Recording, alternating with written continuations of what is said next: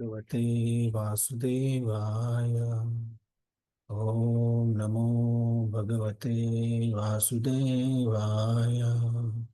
ॐ नमो भगवते वासुदेवाय।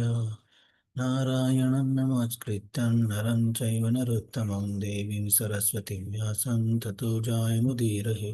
नष्टप्रायेषु अभद्रेषु नित्यं भागवत सेवया भगवतीरुत्तमश्लोके भक्तिर्भवति नैष्टिकी। कृष्णाय वासुदेवाय देवकीनन्दनाय च नन्दगोपकुमाराय गोविन्दाय नमो नमः। ॐ अज्ञानतिमिरान्धस्य ज्ञानाञ्जनशलाकया चक्षुरुन्मिलितं येन तस्मै श्रीगुरवे नमः। श्रीचैतन्यमनोभीष्टं स्थापितं येन भूतले स्वयं रूपा कदा मह्यं ददाति स्वपदान्तिकं। वन्देऽहं श्रीगुरो श्रीयुतपदकमलं श्रीगुरून् वैष्णवांश्च श्रीरूपं साग्रजातां सहगणा रघुनाथान्वितं तं सजीवं साद्वैतं सावधूतं परिजनासहितं कृष्णचैतन्यदेवं श्रीराधा कृष्णपदान् सहगणा ललिता श्रीविशाखान्वितांश्च नमः। ॐ विष्णुपादाय कृष्णप्रेष्ठाय भूतले श्रीमते भक्तिवेदांत स्वामिनिति नामिने। नमस्ते सरस्वती देवे गौरवाणी प्रचारिणे निर्विशेष शून्यवादी पाश्चात्य देशतारिणे। नमो महावदान्याय कृष्ण प्रेम प्रदायते कृष्णाय कृष्ण चैतन्य नामने गौरत्विषे नमः। हे कृष्ण करुणा सिंधु दीनबंधु जगतपते गोपेश गोपिका कांत राधा कांत नमस्तुते। तप्त कांचन गौरांगी राधे वृंदावनेश्वरी वृषभानुसुते देवी प्रणमामि हरिप्रिये। वाञ्छाकल्पतरुभ्यश्च कृपा सिन्धुभ्य एव च पतितानां पावनेभ्यो वैष्णवेभ्यो नमो नमः। जय श्री कृष्ण चैतन्य प्रभु नित्यानंद श्री अद्वैत गदाधर श्रीवासादि गौर भक्तवृंद। हरे Krishna Krishna Krishna Hare Hare Hare Ram Ram Ram Hare Hare.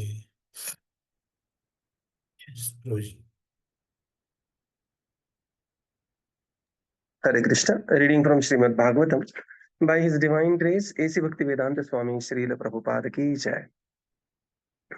So we are reading from Canto 3 and Chapter 25. So we have just completed Chapter 24. Beautiful chapter. We'll just revise a quick revision of the chapter. This chapter was divided into 7 sections. And first, Kardama Muni instructs Devahūti, text 1 to 4. We have seen that Kardama Muni very detailed. Then text 5 to 9, appearance of Lord Kapila. Brahmaji then glorified Kapila Muni. This is text 10 to 19. Then 20 to 25, Lord Brahma's departure and marriage of the 9 daughters of Kardama and Devahūti. Then 26 to 34, Kardama Muni, Kardama is praying to Lord Kapila.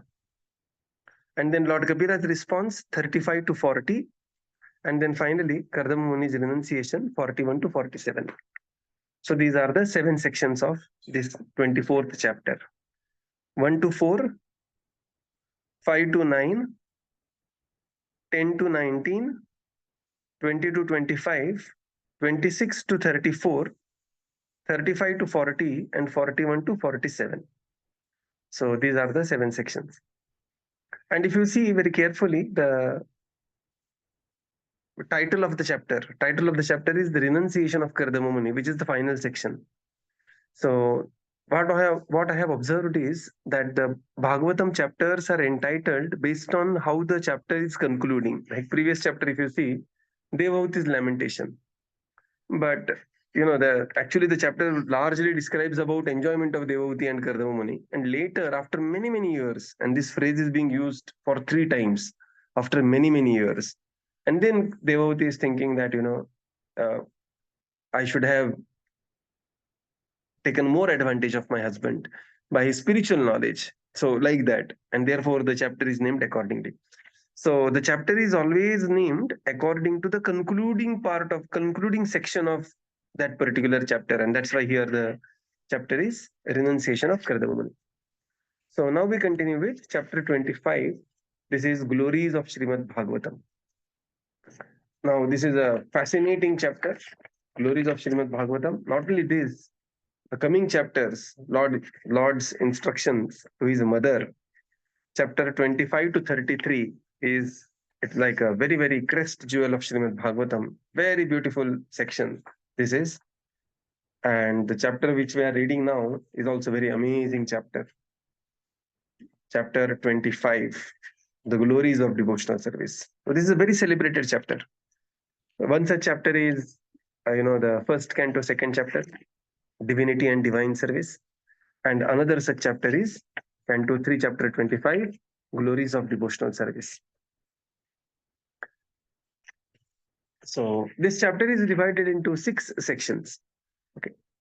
First, we will see text 1 to 5. Shaunaka Muni is inquiring about Kapila, Lord Kapila.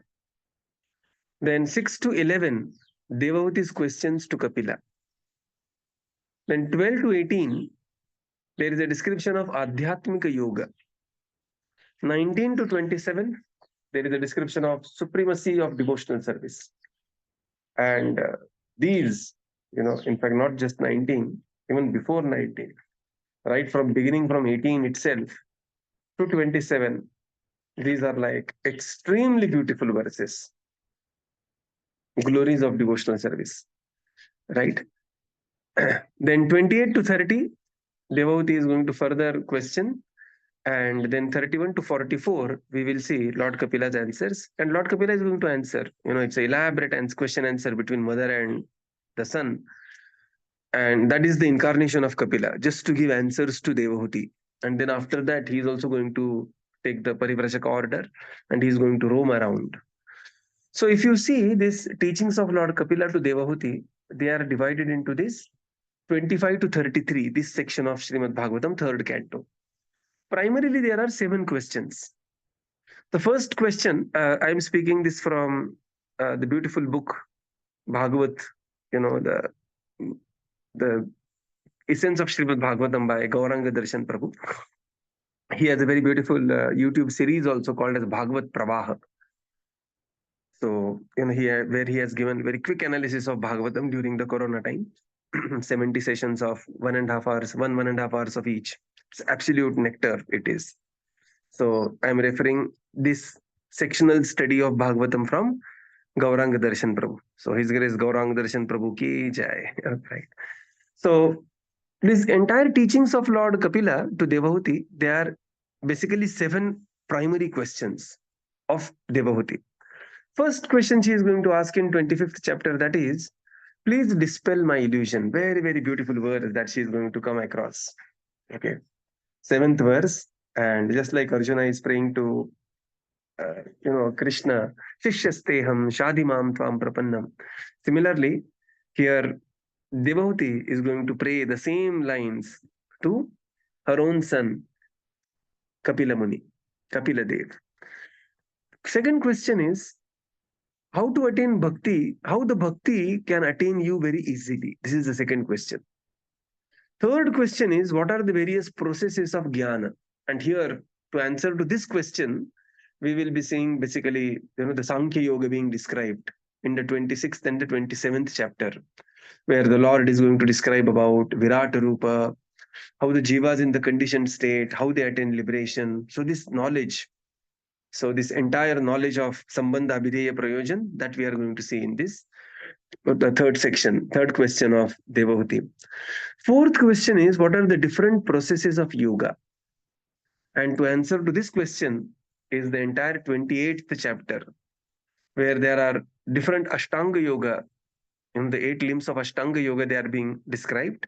Of course, this Ashtanga Yoga is firmly rooted in Bhakti Yoga, where Lord's form will be very elaborately described. How to take darshan of the Lord, what is dharana, dhyana, that also is going to be described. So that is the 4th question. 5th question is a description about the path of bhakti in detail. Again, it is going to be very detailed analysis of Bhakti Yoga, and that is, that is the chapter 29 is dedicated to path of devotional service. And then the 6th question is nature of time, kala. What is the nature of time? And the time will be described again in the final section of 29th chapter, characteristics of time. And then there is seventh question, continual birth and death of the jiva, process of transmigration. And that will be described very elaborately in chapter 30, 31, and 32. And then chapter 33, we will see that, the activities of Kapila, these are the concluding activities of incarnation of the Lord as Kapila Muni. So this is how this entire section of Bhagavatam moves from 25 to 33. And this is called as teachings of Lord Kapila, the son of Devahūti. So primarily there are 7 questions, and answer to these 7 questions are given in the coming 7 chapters. And the 8th chapter, chapter 33, is about activities of Lord Kapila, further activities of Lord Kapila. And this is how we are going to conclude also, the 3rd canto. So now we continue with text 1. So chapter 25, Glories of Devotional Service, text 1. Shaunaka uvacha Kapilastatva-saṅkhyata bhagavānātma-māyaya jātah svayamaja-sākṣāt ātma-pradnyaptaye nrṇām. Translation? Shri Shaunaka said, although he is unborn, the Supreme Personality of Godhead took birth as Kapila Muni by his internal potency. He descended to disseminate transcendental knowledge for the benefit of the whole human race. Purport. The word Atma Pradnyaptaye indicates that the Lord descends for the benefit of the human race to give transcendental knowledge. Material necessities are quite sufficiently provided for in the Vedic knowledge, which offers a program for good living conditions and gradual elevation to the platform of goodness. In the mode of goodness, one's knowledge expands. On the platform of passion, there is no knowledge, for passion is simply an impetus to enjoy material benefits. On the platform of ignorance, there is no knowledge and no enjoyment, but simply life almost like that of animals. The Vedas are meant to elevate one from the mode of ignorance to the platform of goodness. When one is situated in the mode of goodness, he is able to understand knowledge of the self or transcendental knowledge. This knowledge cannot be appreciated by any ordinary man. Therefore, since a disciplic succession is required, this knowledge is expounded either by the Supreme Personality of Godhead himself or by his bona fide devotee. Shaunaka Muni also states here that Kapila, the incarnation of the Supreme Personality of Godhead, or appeared simply to appreciate and disseminate transcendental knowledge. Simply to understand that one is not matter but spirit soul, aham brahma asmi, I am by nature Brahman, is not sufficient knowledge for understanding the self and his activities. One must be situated in the activities of Brahman. Knowledge of those activities is explained by the Supreme Personality of Godhead himself. Such transcendental knowledge can be appreciated in human society but not in animal society, as clearly indicated here by the word nrṇām, for human beings. Human beings are meant for regulated life. By nature, there is regulation in animal life also, but that is not like the regulative life as described in the scriptures or by authorities. Human life is regulated life, not animal life. In regulated life, only can one understand transcendental knowledge. Reach. So now we are seeing Kapilas Tattva-saṅkhyata Bhagavānātma-māyaya. Shaunaka the Rishi there began to inquire, although he is unborn, Jataha Swayam Ajaha, he is unborn, the Supreme Lord Kapila, he took birth as the Supreme Lord took birth as Kapila Muni by his internal potency. He descended to disseminate the transcendental knowledge for the benefit of the whole human race. In the purport, Srila Prabhupada explains that there are 2 types of knowledge. One is material knowledge, another is spiritual knowledge, transcendental knowledge. Material knowledge is quite elaborately described in the Vedas. Of course, Vedas also describe the transcendental knowledge, but the thrust of the Vedas is more on how to live happily in this material world. Because the Vedas are called as the manual, and manual is about how to use the given commodity, in this case, the material universe, how to use the universe, how to conduct oneself So this is how the Vedas are constructed. Vedas also have transcendental knowledge, but that transcendental knowledge, what happens is it gets covered over by extreme materialism in the Vedas. In the sense, there is Karma Kanda. It is said that 96% of the Vedas is about Karma Kanda. Vedas has how many shlokas? The Vedas in totality, they have 1 lakh shlokas. 1 lakh, 10 lakh, 100 lakh, 1000 lakh, 1 lakh shlokas. And out of this 1 lakh shlokas, 96% they are about karma kanda. You do this yagya, you will be elevated to this planet. If you do this like this, it is this. So the transcendental knowledge gets covered over by this excessive, the knowledge about the material aspects, which was a necessity, and which also made, if you remember the first canto, which also made Vedas a little dissatisfied. Even after compiling entire Vedas, he is not very satisfied, and he's feeling a sense of dissatisfaction, and that's why the entire Bhagavatam is written, right? And therefore, to give specifically the transcendental knowledge, the Lord descends to human society. Prabhupada says that the human society should use the Vedic knowledge, and they should elevate oneself gradually. And the elevation is possible in the mode of goodness. So in the mode of goodness, the knowledge will expand. Satvat sanjayate jnanam rajaso lobha evacha pramada mohau tamaso bhavatu ajnanam evava. So in which mode we are in, automatically that particular activity will grow. In the mode of goodness, knowledge will expand. In the mode of passion, Prabhupada writes, there is no knowledge, but simply there is impetus for excessive material enjoyment. And in the mode of ignorance, there is neither knowledge nor enjoyment. There is simply pramada and moha. That is the expansion. So this is how. Further, Prabhupada explains that the Vedas are meant to elevate one from tamogun to sattvagun. So Vedas are like mother, Veda Mata. So however dirty the child may be, mother will never reject the child, saying that, oh, you are too dirty, go. No, mother, whatever condition the child is, mother will elevate the child. Similarly, whenever somebody approaches the Vedas, Vedas will elevate the person. And therefore, we see that, there are certain sections of the Vedas which are, and especially Puranas, which are for 6 Puranas are for Sattvaguna, 6 Puranas are for Rajoguna people, and 6 Puranas are for those who are in Tamoguna. So anybody who is coming to the Veda Mata, nobody is rejected, everybody is uplifted. And that's why you will find time to time some contradictory instructions within, because some Purana will say, no, you can take meat, you can offer it to Kali or, Bhairava, Kala Bhairav.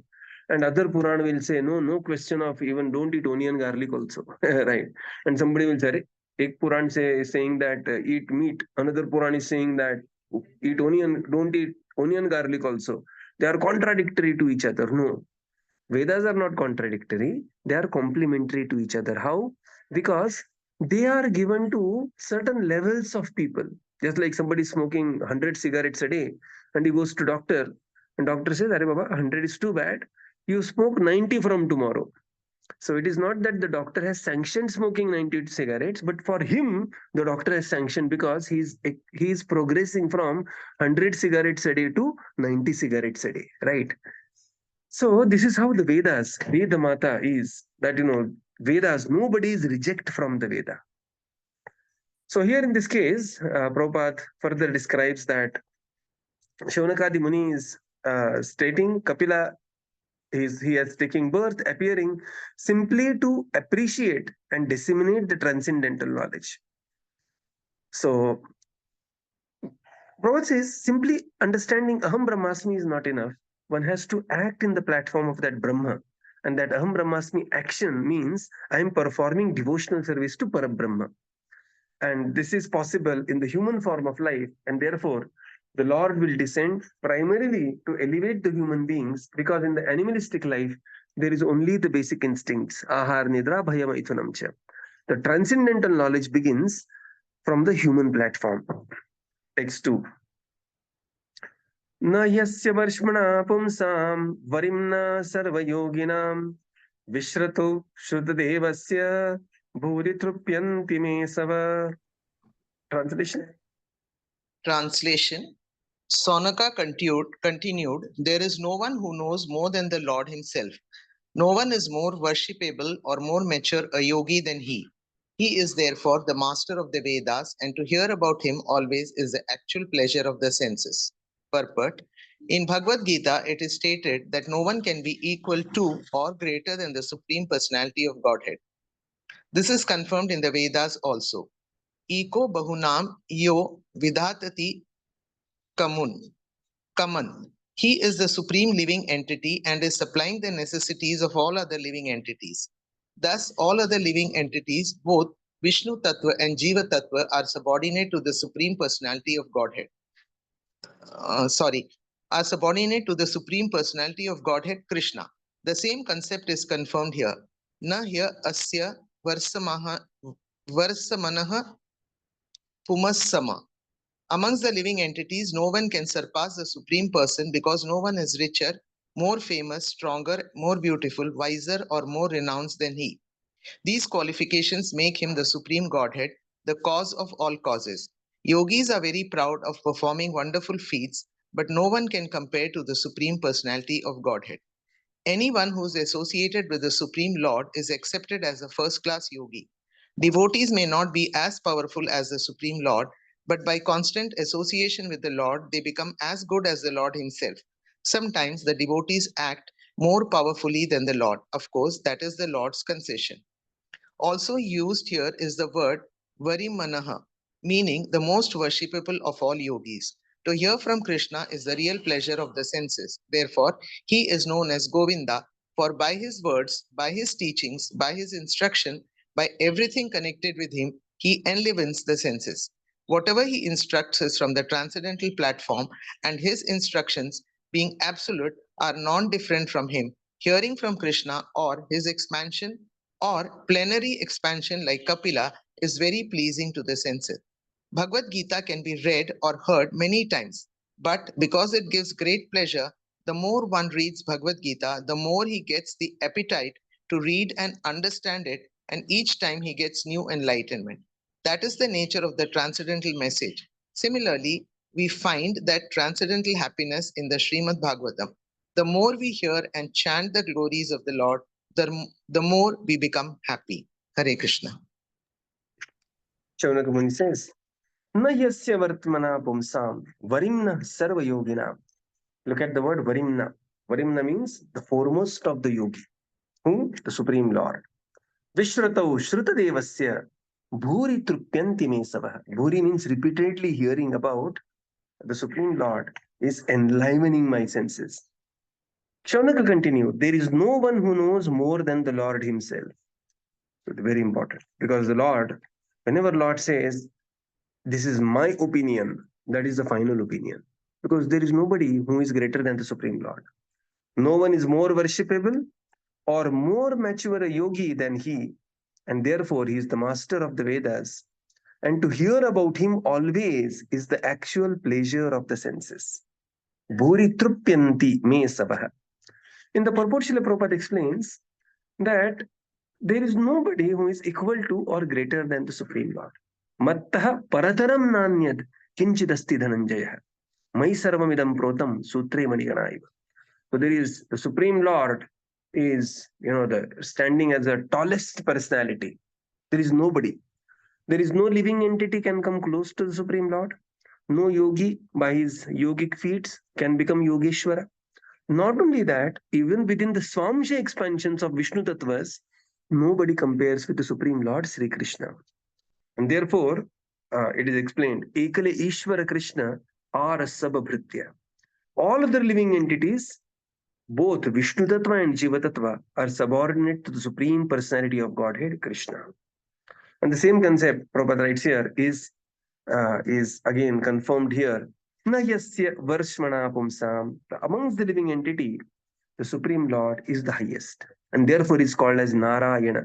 Narayana. All the living entities who take shelter of the Supreme Lord. Why? Because he is the richest man. He is the most famous. He is the most knowledgeable. He is most renounced. He is most powerful. Aishvaryasya, Samagrasya, Viryasya, Yashasha, Shriya, Jnana, Vairagya, Yoschaiva, Shannam Bhaga. All these Bhaga opulences are possessed by him, and therefore he is called as Bhagavan. Sometimes some yogi may show, some feats of some glimpses of these powers, but the yogis cannot become one with the Supreme Lord. The Lord remains Yogeshwara. Prabhupada says nobody is equal to him, including devotees. But sometimes devotees may become, because of the constant association with the Supreme Lord, they may become as much as the Supreme Lord, as good as the Supreme Lord.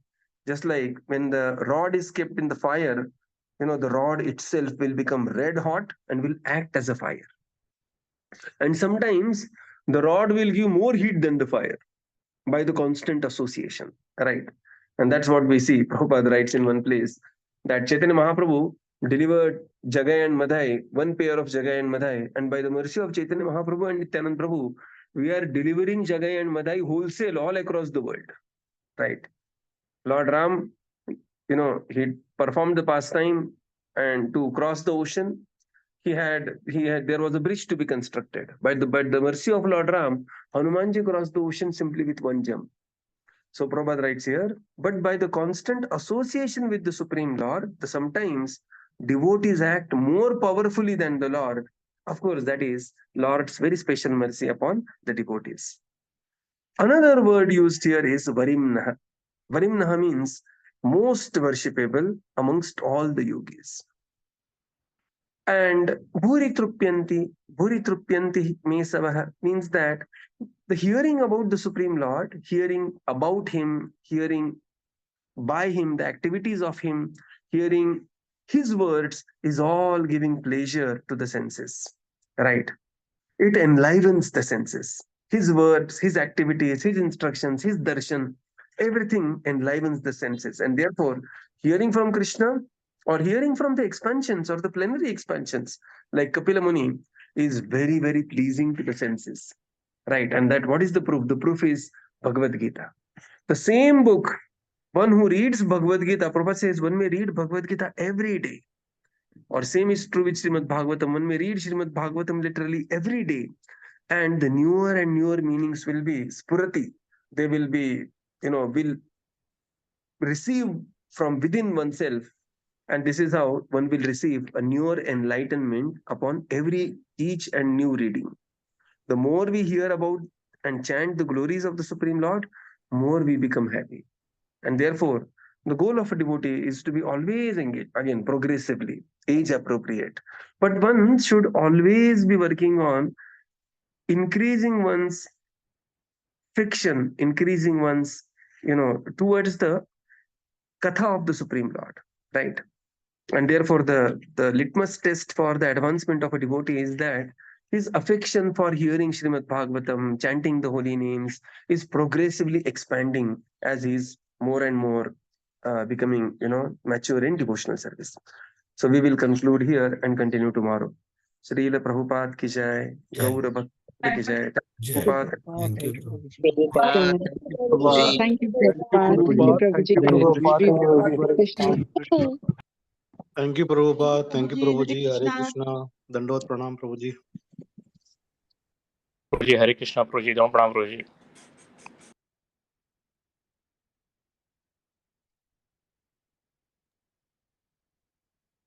Yes. Bah. Prabhuji.